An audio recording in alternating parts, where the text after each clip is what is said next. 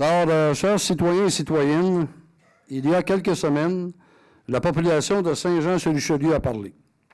Par la force des choses, la gouvernance de notre ville était appelée à changer. C'est d'ailleurs ce qui s'est produit lors des dernières élections municipales. Dans sa sagesse collective, la population a choisi un heureux mélange de renouveau et d'expérience. Comme nouveau maire de Saint-Jean-sur-Richelieu, ce défi est une grande source de motivation. À travers ce changement de gouvernance, la ville de Saint-Jean-sur-Richelieu doit continuer d'offrir à sa population les meilleurs services au meilleur coût. À cet égard, nous pouvons compter sur le professionnalisme de tous les employés. Après avoir été malmené dans l'opinion publique, le monde municipal doit profiter de la dernière élection pour passer à autre chose. Saint-Jean-sur-Richelieu ne fait pas exception à la règle. En fait, notre ville s'en tire plutôt bien tant au niveau de sa situation financière que de l'activité économique. Le développement domiciliaire a cependant diminué. La mise en œuvre du plan de conservation des milieux naturels et le choix de réduire l'étalement urbain peuvent expliquer cette diminution. Cependant, la construction commerciale est stable et a augmenté au niveau industriel. Donc, le développement industriel a continué sur sa lancée.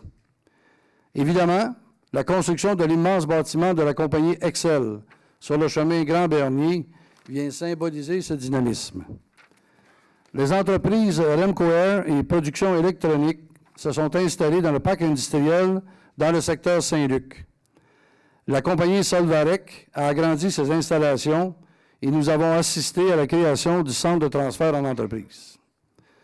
Dans le domaine des transactions, le groupe Cambly s'est porté acquéreur du fabricant de camions S, alors que Milquip est devenu la propriété du groupe Tulmar. L'ancien édifice de la Prismium a trouvé preneur grâce à son acquisition par le propriétaire de Carpet Lanard. Au niveau des investissements, la compagnie Soleno a injecté pour 4 millions de dollars pour moderniser ses équipements, alors que Alstom et FDC Composite ont pris de l'expansion. Pour ce qui est des annonces importantes, notons l'incubateur sur le site de l'aéroport et le projet d'électrification en transport Solis. Le développement commercial se porte aussi très bien à Saint-Jean-sur-Richelieu avec plusieurs nouvelles constructions. On peut noter le nouveau IGA sur la rue Douglas, un nouvel édifice commercial sur le boulevard Saint-Luc, un édifice à bureaux sur la rue des Mimosas, le Tim Hortons à Saint-Athanas est en construction sur Douglas, ainsi qu'un bâtiment annexé au carrefour La Plante dans le secteur Iberville. Au chapitre de rénovation et agrandissements commerciaux, notons Target, Walmart, Bouvreuil et les Halles Saint-Jean. Les travaux pour le grand projet de revitalisation du Vieux-Saint-Jean ont commencé avec ceux de l'entrée sud. Nous sommes à finaliser les ententes afin de démarrer ceux de l'entrée nord. L'échéancier pour les travaux de remplacement du pont-Gouin devrait se préciser au cours des prochains mois, ce qui permettra également de fixer un calendrier pour les travaux de revitalisation de la rue Richelieu ainsi que ceux du Vieux-Iberville. Par ailleurs, la réhabilitation de nos infrastructures a une incidence sur notre situation financière. L'urbanisation du boulevard Saint-Luc est un élément marquant de la dernière année. Même si principalement ce projet relève du ministère des Transports, la Ville est un acteur important dans les travaux avec une participation financière de plus de 5 millions. Pour les autres travaux d'importance, notons les infrastructures de la rue Réaume, le prolongement du réseau de la rue Oligny de la route 133, l'ajout de feux de circulation à l'angle d'Elan et Grand-Bernier, ainsi que de la 9e avenue de la route 104 et du boulevard d'Iberville. Le prolongement de la rue des Colibris, incluant le carrefour giratoire, le remplacement d'une conduite d'aqueduc dans le secteur de l'ancienne usine Crane, le surpresseur d'aqueduc de la route 219 et de la rue Christian, de même que les travaux de décontamination sur le site du 250 rue Mercier. Ces investissements sont incontournables puisqu'ils améliorent la sécurité ainsi que la qualité de vie de nos citoyens.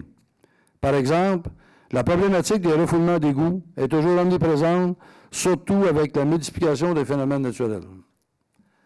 Nos réseaux sont conçus pour répondre aux normes, mais avec les changements climatiques, nous constatons des récurrences d'apports de pluie importantes et subites. Comme toujours, les programmes de subvention sont au rendez-vous dans certains cas et ils viennent alléger la charge fiscale des contribuables. Ces travaux sont donc prioritaires et répondent à des critères d'admissibilité pour les subventions. Par ailleurs, le déficit de la Caisse de retraite des employés municipaux a une fois de plus un impact significatif sur notre situation financière. Au 30 juin de l'année 2013, l'estimation de l'évaluation actuarielle révélait un déficit technique de 25,1 millions de dollars. Les municipalités sont toujours responsables de ces déficits, mais de concert avec l'Union des municipalités du Québec, nous continuons de représentation auprès des instances publiques afin que nous puissions obtenir les outils requis pour faire face à cette situation. De plus, le déficit de la Caisse de retraite est abordé actuellement dans le cadre des négociations avec tous nos groupes d'employés. La situation financière de la Ville demeure une préoccupation de tous les instants, même si celle-ci est bonne comme en fait foi notre surplus de 6,5 millions. D'ailleurs, une somme de 4 millions a été ajoutée à notre fonds de roulement, ce qui vient consolider notre cadre financier. Le pavage a été un élément clé dans l'année 2013. Afin de pallier à la problématique de l'entretien de nos rues, notre façon de faire du pavage a changé et le budget a été augmenté. L'accumulation à chaque année de la taxe dédiée au programme de réfection d'asphalte équivalente à 1 sou du 100 $ d'évaluation, ainsi que l'ajout d'une somme de 1,6 million provenant du surplus, nous ont permis de faire davantage. Évidemment, la Ville a profité d'un marché favorable au niveau du prix de l'asphaltage. Le ratio d'endettement de la Ville est toujours sur la moyenne. Ce fameux ratio de 14,85 % place Saint-Jean-sur-Richelieu en milieu de peloton parmi 11 villes comparables. Ce ratio inclut nos activités liées à l'International des Montgolfières.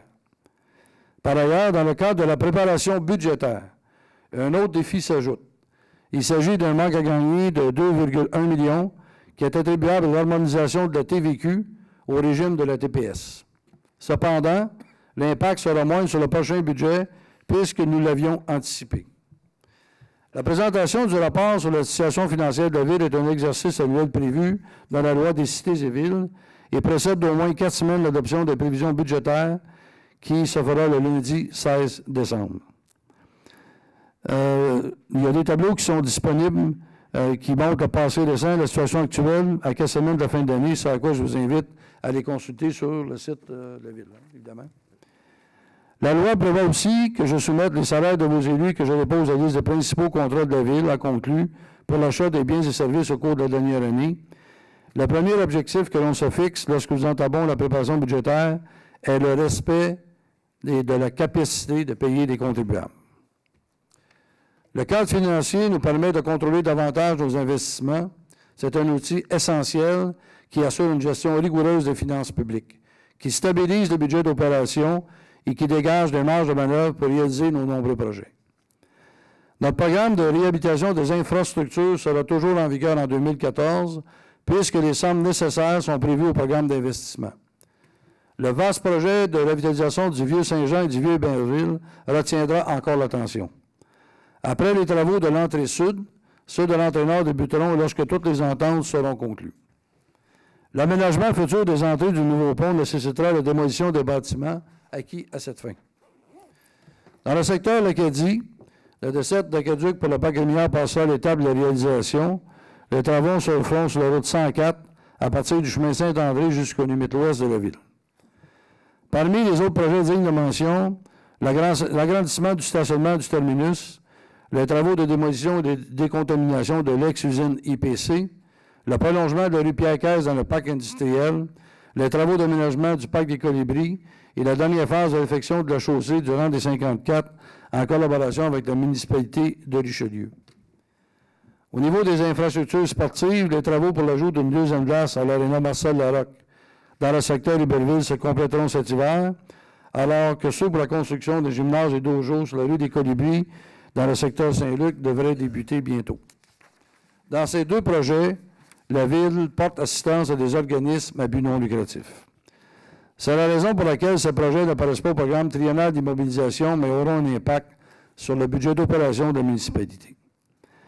L'acquisition des terrains boisés et des milieux naturels inclus dans le plan de conservation se poursuivra en 2014. Actuellement, la municipalité s'est portée acquéreur de près de 60 % des terrains visés. Tous ces projets sont inscrits à la programmation et respectent notre cadre financier.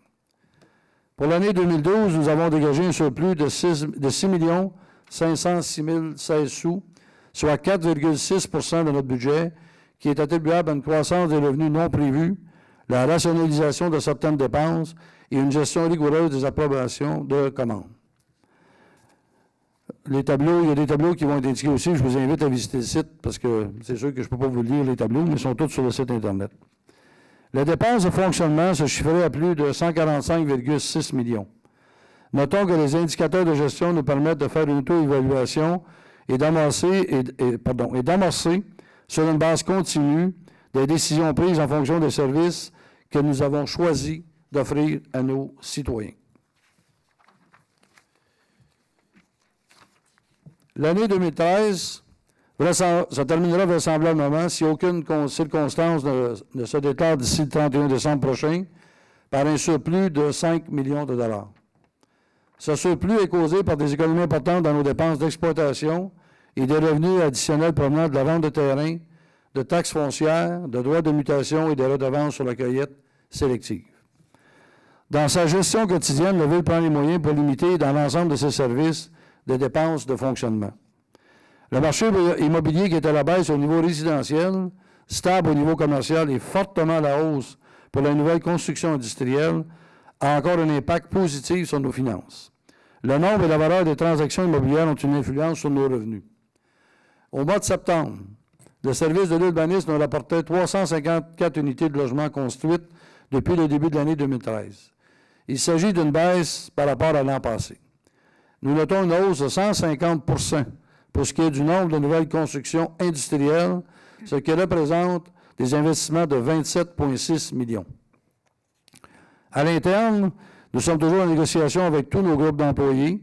Les parties patronales et syndicales sont sensibilisées aux problèmes majeurs de financement de la Caisse de retraite et des assurances collectives.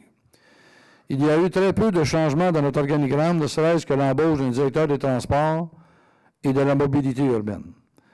Au cours des 5 prochaines années, notre organisation devrait relever un défi de taille puisque plus de 30% du personnel sera admissible à la retraite. Au cours de l'année 2014, le conseil municipal devra donner des orientations claires à son appareil administratif, et ce, dans plusieurs dossiers.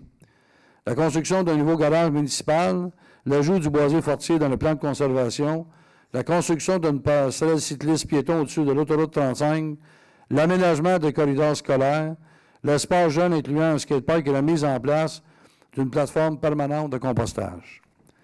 Nous sommes donc à quelques semaines de l'adoption du budget. Comme vous l'entendez souvent dans ce genre de discours, nous avons effectivement des dépenses incompressibles. Notre ville doit aussi continuer de se développer, mais d'une façon plus organisée, qui tiendra davantage compte de la qualité de vie de ses citoyens. Nous devons nous donner les moyens qui permettront à Saint-Jean-sur-Richelieu de prendre plus de place au Québec et ailleurs, afin de prendre sa place. Nous voulons également améliorer l'approche client avec chaque citoyen. Nous voulons que tous nos employés soient sensibilisés à cette valeur très importante. À ce stade-ci de la préparation budgétaire, nous travaillons à rationaliser davantage et aussi à maximiser nos sources de revenus. Au moment présent, en fonction de l'avancement des travaux budgétaires, nous pouvons prévoir une légère hausse du compte de taxes, mais ça, ce n'est pas encore finalisé, on y travaille. À mon tout premier discours sur la situation financière, je tiens à vous assurer que mes valeurs fondamentales, soit l'attitude et le respect, seront me guider dans la gestion de notre belle ville. Chaque élu et chaque employé aura un rôle important à jouer qui est celui de bien servir, vous, les citoyens. Il n'y a qu'une équipe municipale et je compte miser sur les compétences et l'expérience de tous et chacun. Je tiens à remercier nos employés pour leur détermination, leur persévérance et leur grande flexibilité que j'ai été à même de constater depuis mon arrivée en poste. Je remercie le personnel du service des finances et de l'exécution générale pour leur bon travail. Le nouveau conseil municipal s'engage à travailler pour atteindre des objectifs fixés. Merci.